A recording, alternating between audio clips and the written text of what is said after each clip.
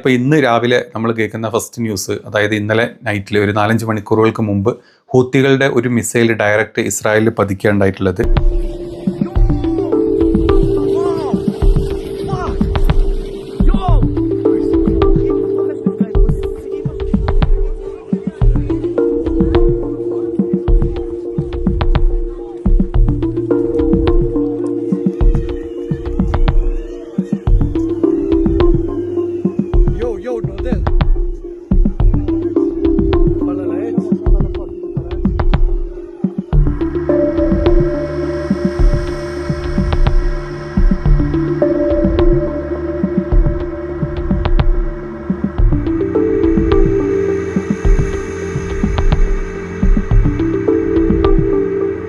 UN general assembly നടന്നുകൊണ്ടിരിക്കുകയാണ് അല്ലേ? കഴിഞ്ഞ 2 ദിവസങ്ങളായിട്ട് തന്നെ നടന്നുകൊണ്ടിരിക്കുന്നുണ്ട്. അതിൻ്റെ പല മീറ്റിങ്ങുകളും അതിൻ്റെ എന്താ പറയുക മെയിൻ അസംബ്ലി കഴിഞ്ഞു. അതിനുശേഷം മീറ്റിങ്ങുകൾ നടന്നുകൊണ്ടിരിക്കുകയാണ്. ലോക നേതാക്കൾ തമ്മിലുള്ള മീറ്റിങ്സ് നടന്നുകൊണ്ടിരിക്കുകയാണ്.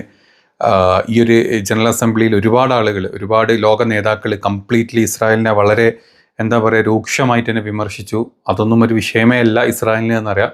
എങ്കിലും ഇപ്പോൾ ഇന്ന് രാവിലെ നമ്മൾ കേൾക്കുന്ന ഫസ്റ്റ് ന്യൂസ്, അതായത് ഇന്നലെ നൈറ്റിൽ ഒരു 4-5 മണിക്കൂറുകൾക്ക് മുമ്പ് ഹൂത്തികളുടെ ഒരു മിസൈൽ ഡയറക്റ്റ് ഇസ്രായേലിൽ പതിക്കുകയുണ്ടായിട്ടുള്ളത്. ഇസ്രായേലിൻ്റെ സൗത്തേൺ ഇസ്രായേലിൽ ഉണ്ടായിട്ടുള്ള അവരുടെ ഒരു നഗരത്തിലാണ് പതിച്ചത്.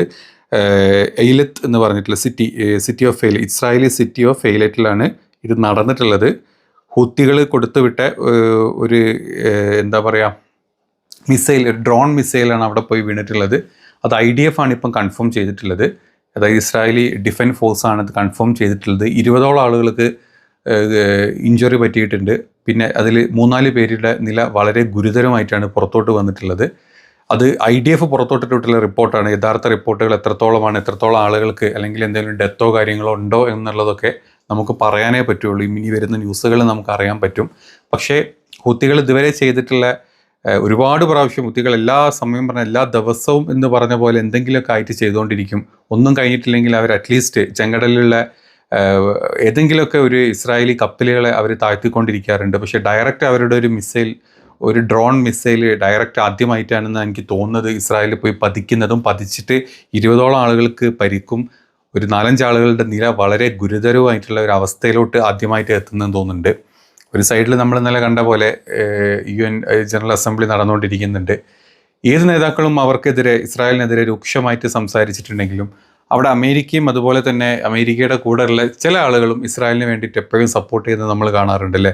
142 രാജ്യങ്ങളുടെ കൂടെ 10 രാജ്യങ്ങൾ കൂടെ കൂടി 152ഓളം രാജ്യങ്ങൾ പലസ്തീൻ രാജ്യത്തിന് വേണ്ടിയിട്ട് സംസാരിക്കുമ്പോഴും കുറച്ച് രാജ്യങ്ങൾ ഇപ്പോഴും തിരിഞ്ഞു നിൽക്കുന്നത് നമ്മൾ കണ്ടിട്ടുണ്ട്. ഈ ഒരു മീറ്റിങ്സും കാര്യങ്ങളൊക്കെ ഒരു സൈഡിൽ നടന്നുകൊണ്ടിരിക്കുകയാണ്. അതേ സമയത്ത് തന്നെ ട്രംപ് ഈ അറബ് നേതാക്കളുമായിട്ടുള്ള ചർച്ച നടന്നുകൊണ്ടിരിക്കുന്നുണ്ട്. ട്രംപ് തന്നെ ഒരു ഫോർമുല മുന്നോട്ട് വെച്ചിട്ടുണ്ട്. അതായത് വിത്തിൻ 1 or 2 ഡേയ്സിൽ അവിടെ നിന്ന് ഇസ്രായേലി സേന പിന്മാറിക്കഴിഞ്ഞാൽ അവിടെ പിന്നെ അറബ് ഇസ്ലാമിക് സേന അല്ലെങ്കിൽ അറബ് ഇസ്ലാമിക് ആർമി അവിടെ ബാക്കി കാര്യങ്ങൾ നോക്കിക്കൊള്ളണം. അതിനുള്ള എല്ലാ സപ്പോർട്ടും US തരും. പക്ഷേ ഹമാസിന് ഒരിക്കലും സപ്പോർട്ട് ചെയ്യില്ല, പലസ്തീനെ സ്വതന്ത്ര രാജ്യമാക്കില്ല.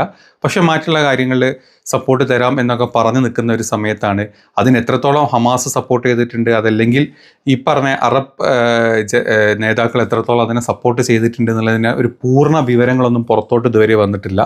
അതൊക്കെ മുന്നിൽ നമ്മളിപ്പോൾ അതൊക്കെ ഇങ്ങനെ അതിൻ്റെ ഡിസ്കഷൻസും കാര്യങ്ങളൊക്കെ നടന്നു പോകുമ്പോഴാണ് ഇങ്ങനൊരു ഹൂത്തികളുടെ ഒരു ഭയങ്കരമായിട്ടുള്ള ആക്രമണം അവിടെ വരുന്നതും. അത് വരുന്നതുകൊണ്ട് തന്നെ ഇനി എത്രത്തോളം ഈ പറഞ്ഞൊരു ഫോർമുലയിലോട്ട് ഈ ഇസ്രായേലോ അതല്ലെങ്കിൽ ഹമാസോ ഒക്കെ എത്തും എന്ന് നമുക്കറിയില്ല.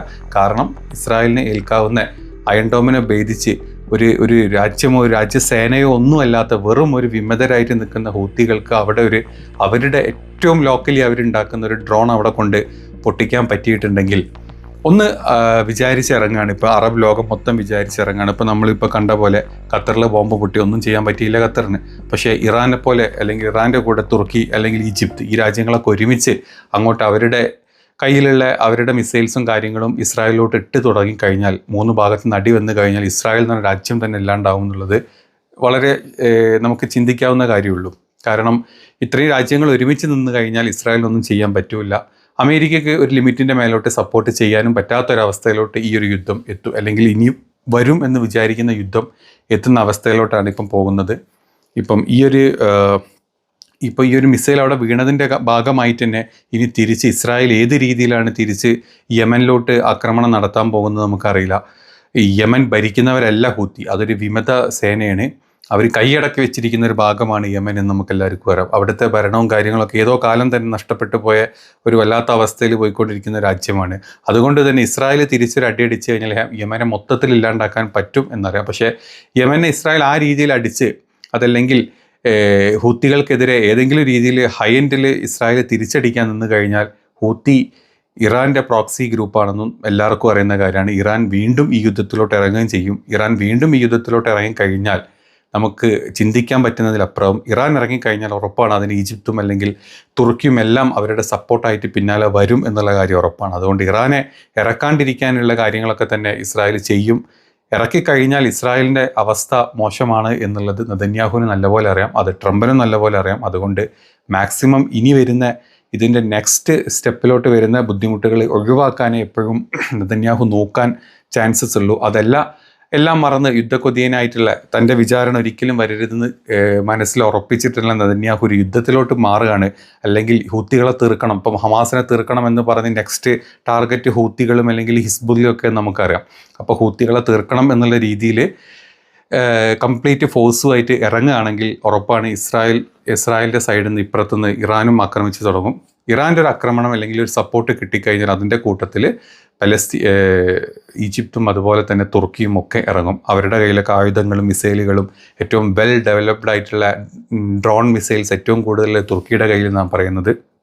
ഇവരെല്ലാവരും കൂടി ഒരേ സമയം ഇറങ്ങിക്കഴിഞ്ഞാൽ ഒരു അയൺ ഡോമിനും ഇസ്രായേലിനെ രക്ഷിക്കാൻ പറ്റില്ല എന്നുള്ളത് നമ്മൾ മുന്നിൽ കണ്ടതാണ് ഒരു വട്ടം. എത്രത്തോളം കഷ്ടപ്പെട്ടിട്ടാണ് അവർ അമേരിക്ക ത്രൂ യുദ്ധം നിർത്താൻ വേണ്ടി ട്രൈ ചെയ്തതെന്നുള്ളതും അമേരിക്കയുടെ ബങ്കർ ബസ്റ്റ് ബോംബുള്ളത് കൊണ്ട് മാത്രം അവിടെ കൊണ്ട് പൊട്ടിച്ചതും അതിനുശേഷം യുദ്ധം നിർത്താൻ വേണ്ടിയിട്ട് അവർ എത്രത്തോളം ഇനീഷ്യേറ്റീവ് എടുത്തു എന്നുള്ളതൊക്കെ നമ്മൾ കണ്ടതാണ്. അപ്പം ഏറ്റവും ലേറ്റസ്റ്റ് ആയിട്ട് വരുന്ന ഒരു ന്യൂസാണ് ഇസ്രായേലിൽ എനിക്ക് തോന്നുന്നു ഇറാൻ്റെ ആ ഒരു ആക്രമണങ്ങൾക്ക് ആദ്യമായിട്ടാണ് ഒരു മിസൈൽ ഇസ്രായേലിൽ പോയി വിടുന്നതും ഇത്രയും ആളുകൾക്ക് പരിക്ക് പറ്റുന്നതും എന്നുള്ളതാണ് എനിക്ക് തോന്നുന്നത്. അതിന് ശേഷം അങ്ങനത്തെ ഒരു ന്യൂസ് നമ്മൾ കണ്ടിട്ടില്ല. എന്താണെങ്കിലും വരുന്ന അപ്ഡേറ്റ്സ് എന്താണെന്നുള്ളത് നോക്കിയിട്ട് നമുക്ക് വീണ്ടും വീഡിയോസ് ചെയ്യാം.